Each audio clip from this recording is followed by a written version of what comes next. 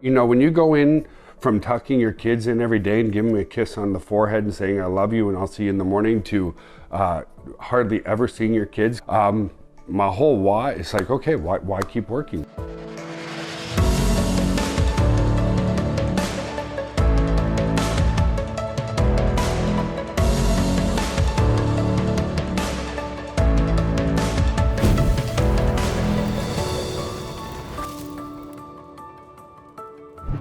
Hey guys, so yeah, more than 7 years later, I'm finally able to talk about what my life went through the past 7 years in a very positive light. And I'm a very positive individual, so I just didn't feel ready to talk about everything that I went through the past 7 years. So for those who don't know, I went through a very, very long divorce. And it was long because there was a lot of fighting. I am not going to mention my ex. I still think she's a wonderful mother and a good human being. And so some of you know who she is, who've been customers of mine for 20 years.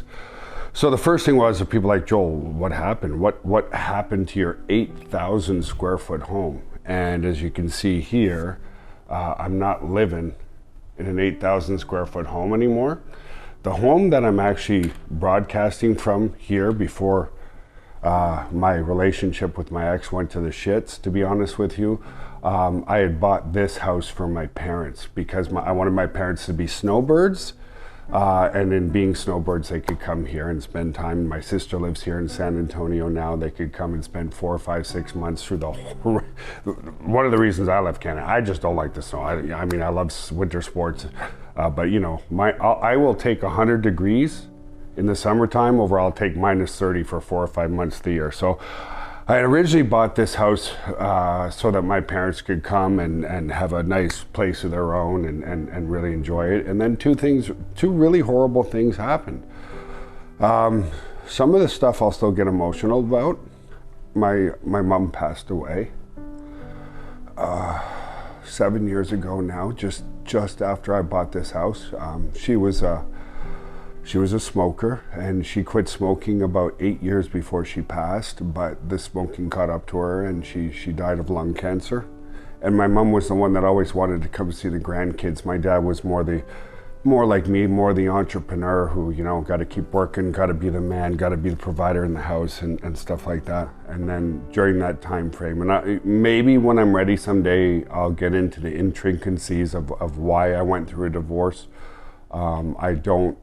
I'm not ready to give you the specifics because I want to put things in the right framework, which is, you know, like it's not, I'm very well aware that a divorce is caused by two people. So I don't want to go off on saying that it was all her fault, because it certainly wasn't in any way, shape, or form. Putting things in perspective again, and really just talking off the cuff and talking directly from my heart. My whole why in my life, my whole why of starting GVO, starting an online business, was so that I could give my kids, my family, a fantastic life. So when I was still living in Canada, daycare is semi-socialized, meaning it's only $5 a day in Quebec to have daycare for your kids. Now in Ontario, where I was living at the moment, I was born and raised in Quebec, but I was living in Ontario, and Ontario daycare isn't subsidized. So we went and we bought a house in Elmer, Quebec, which is my hometown. And I thought to myself, well, there, because now the daycare is subsidized. And even then I was like, whoa, hang on, Joel. Like, what the hell, man? Like, shouldn't your wife be the one raising your kids? And I was like, fuck yeah. You know, like, well, stop with this little minimalistic thought pattern of, oh my God, I could have the government subsidize my daycare. And I'm like, why the hell do I want a stranger raising my kids? So that was my whole why. When the relationship started to deteriorate and I moved out, and I actually moved out into this home, this isn't an 8,000 square foot home, but I think it's about 3,500 square feet. And see what you hear right now? Which, well, my cat. But you hear absolutely nothing. Like, that's all I heard for 7 full years. And so I would go to work and I'm like, why am I doing this? Like, I mean, I don't even see my kids anymore. The kids at the time, and I love my kids to death. I've got Justin, Livia, and Haley. For whatever reason, they chose to stay with their mother. I had literally begged my son to come live with me because I was so lonely for a long time. But anyway, we'll talk about that another time, okay? So I just want, a lot of people say, hey, Joel, what happened to your Ferrari? What happened to your car? You know, women can be very nice, but when they know it's at the end, and I'm just giving you my perspective, a lot of women are very different, so you don't hate on me or whatever. Once they realize it's really over, have no wrath like a woman scorn. And when my ex realized that was really over, that's it. She's coming after everything that I have. And she knew how much I loved my business, and she also knew how much she didn't know anything about my business. So she said, I can take 50% of your business, and 50% of the revenue is always going to come to me, whether I work in the business or I don't, or I want everything else. So I gave her everything else. I gave her the house. I gave her our investment properties. Now, again, there's a light at the end of the tunnel. I bought the investment properties back from her.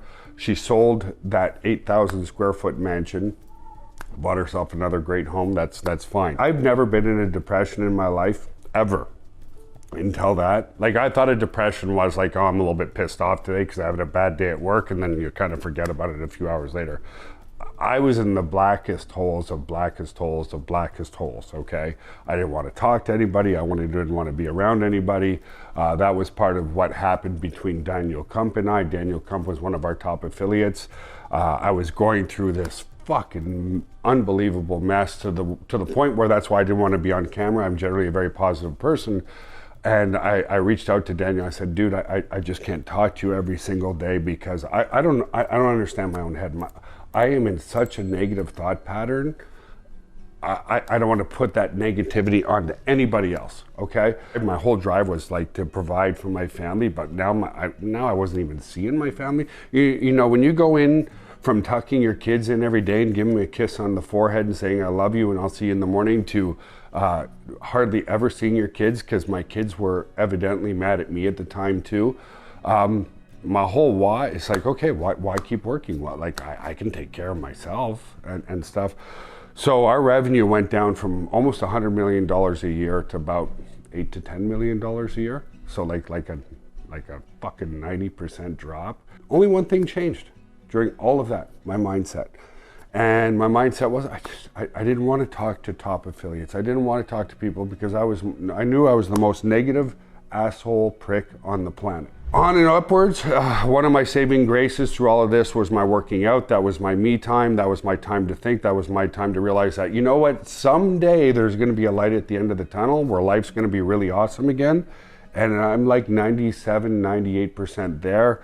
And so I want to talk to you about today's workout. 7-minute workout. A couple of things changed with 7-minute workout. I'm 49 now, and around 40, everything starts to change a little bit. I could do 400 pounds shoulder press, no problem. Let's get to it.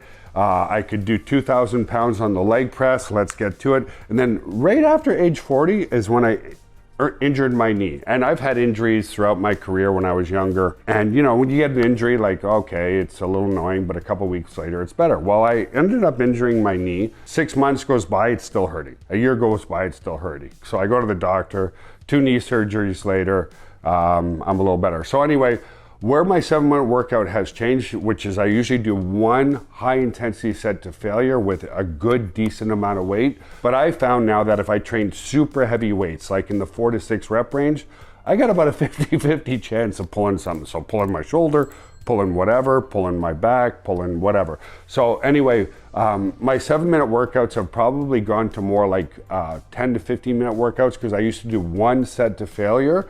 But because I can't use the weight that I used to want to use to get that stimulation, and it could be more just a mindset thing, I tend to do 2 working sets now because I have to use a lighter weight. So now, rather than changing in the 4 to 6 rep range, I'm now training in the 8 to 10 to 12 rep range, still to positive momentary muscular failure, but high intensity, short duration, explosive workouts is what builds muscle, okay? Today's gonna be a shoulder workout. I'm gonna take you through the whole workout.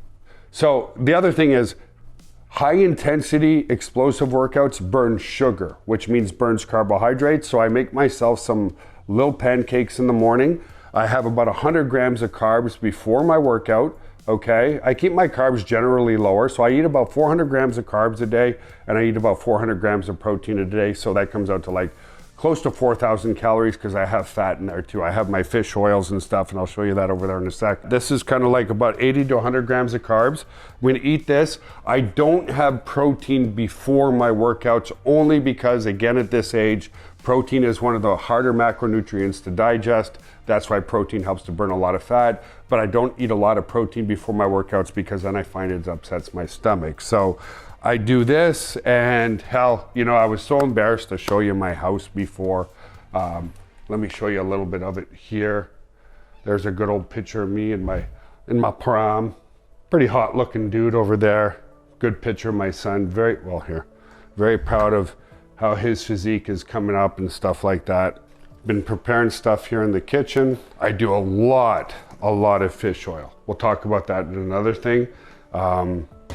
And my cabinet here is absolutely filled with all the vitamins I take. Magnesium, digestive enzymes, of course, our fiber. This is what keeps me lean beyond belief. The LipoX Plus. I do a Super B complex. These are some pre-workouts that I'm trying out, that kind of stuff. So, it's time for me to get ready. I'm upping my game on YouTube so you can come to know me better as a human being and as a person. I said I'd show you a little, I'm not going to show you the upstairs today, but here's kind of like the living room. And don't get me wrong, this is a beautiful home. The point being, when you go from an 8,000 square foot mansion down to a nice house, don't get me wrong, just, you're always comparing to what you used to have, right? So it's like, fuck, am I ever a loser now, man? Like, I went from fucking a Ferrari and an 8,000 square foot house to this, which still isn't bad. Now, let's take you over to our private gym. Let's go have a good shoulder workout.